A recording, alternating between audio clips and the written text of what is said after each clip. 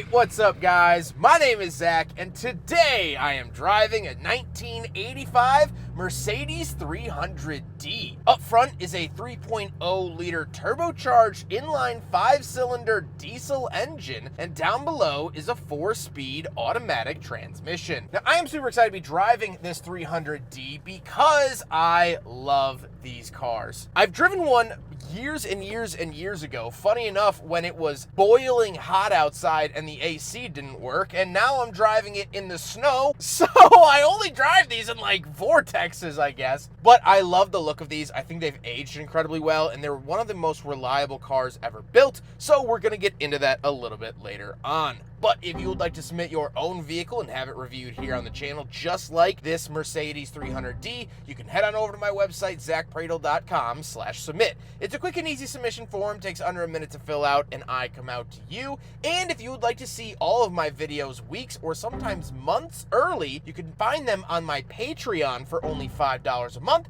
as well as exclusive audio clips. But let's get back to that Inline-5 under the hood. Well, that is the creme de la creme. That is the crown jewel that makes this car so good. It was the most powerful option you could get at the time, which still feels like a stick in the mud. This car is not even quick. However, there were smaller engines offered, which is kind of sad. This engine was so well built, so properly engineered. This is somewhat of the last era of Mercedes where you could really see that. You might as well take a Luger to the engine block and it'll be fine. It is a turbo. The turbo is hidden under the air filter, so at first glance you can't really tell. And it's a 5-cylinder, which is just quirky and weird, but it worked. And these cars went miles and miles and miles. They're very popular in the deserts of Africa because they were so reliable. We saw vehicles like this in the Botswana special from Top Gear. And as we'll talk about later, a Childish Gambino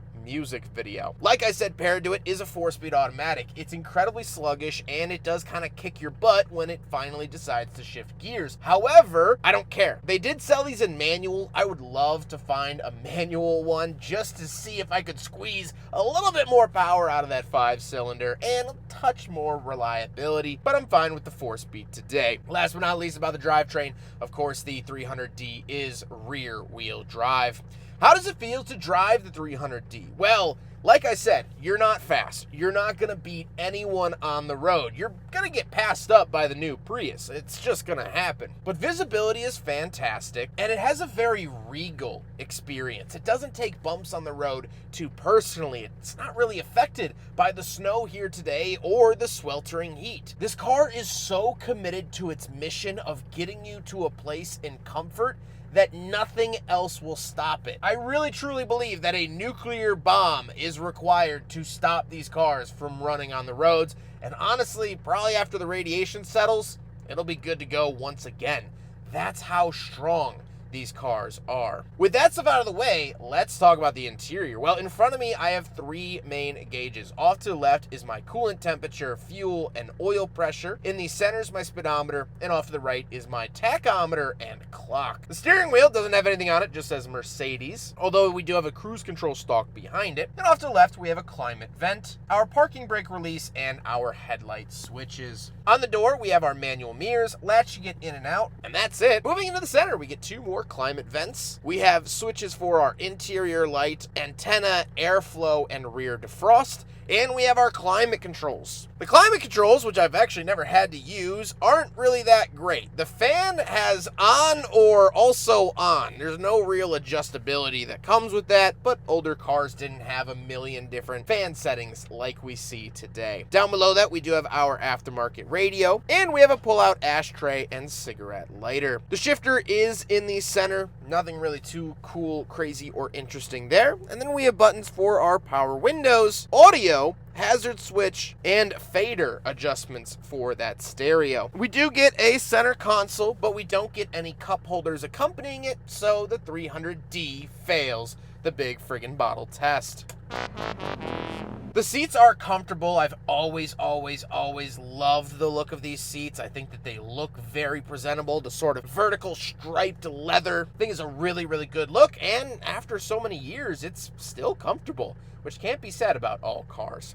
However, speaking of seats, we do have back seats, so let's go do a backseat review. All right, we're in the back of the Mercedes 300D from 1985, and I fit back here. Not always a given for 1980s cars. I do have a little center console here. Oh, it comes up from the bottom.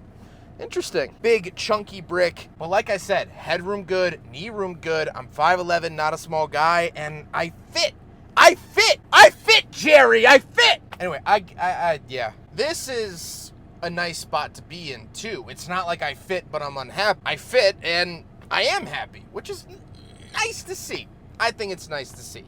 Let's hop into the very back. We'll take a quick look at the trunk and cargo space, and then we'll talk about the looks. Right around the back of the Mercedes 300D, we have a key here for the trunk. There we go. All right. Once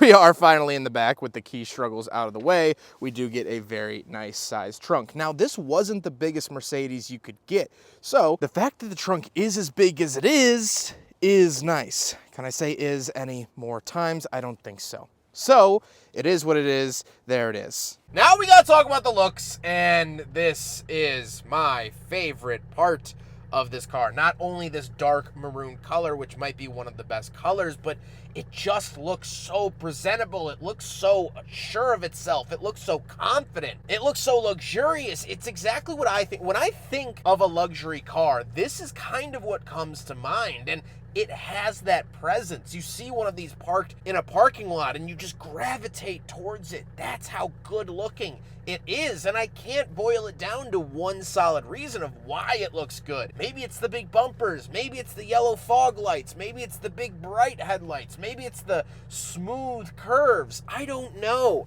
but it just looks amazing, and I could stare at this car forever and ever and ever. I might get the thumbnail of this video blown up to poster size and put it in my office. I genuinely might do that. There you go. This would be the image. With all of that being said, let's get on to my final thoughts. What do I think driving another 300D from the 1980s? Because this is technically my second time, but like I said, it's been years. I believe the last one I drove was in 2017. I love this car.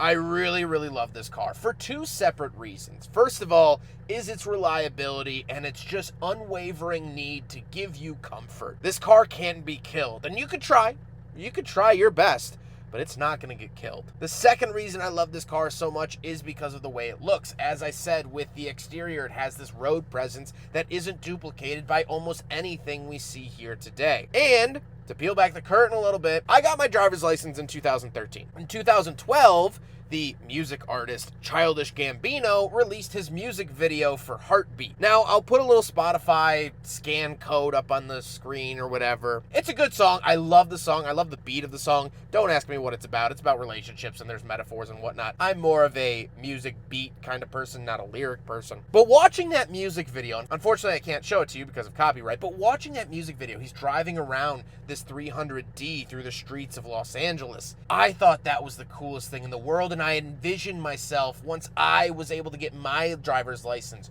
driving around in a cool car like that, picking up friends, going out on the town. The idea of freedom was sold to me through the Mercedes 300D. And this is just one of those cars that doesn't only evoke that feeling through the screen, because any cool car chase is going to make a car look awesome. But now driving one, experiencing it, I feel the same way. I feel like the man of the house. I feel cool. And it's such a great driving car that for once in the history of the world, I saw something on a screen and then experienced it the same way. When has that ever happened? When have you ever seen a McDonald's burger in the commercial and then you went and got one and it wasn't a sad, soppy mess? When has any lipstick from any beauty company ever looked as good as it does in the commercial?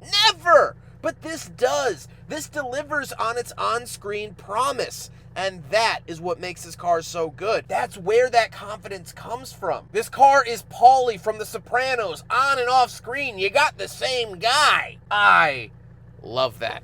I love it, love it, love it. And I love, love, love this car. I hope you guys enjoyed the video. Huge thank you to Shaden for allowing me to borrow his 300D. He's been absolutely wonderful to work with. He has a couple of vehicles I'm filming here today in snowy Wisconsin, so I'm sure I have my work cut out for me, but I appreciate Shaden for letting me take out his 300D. But I hope you guys enjoyed the video. Don't forget to rate the video, comment on the video, and subscribe if you really liked it. Take care, guys.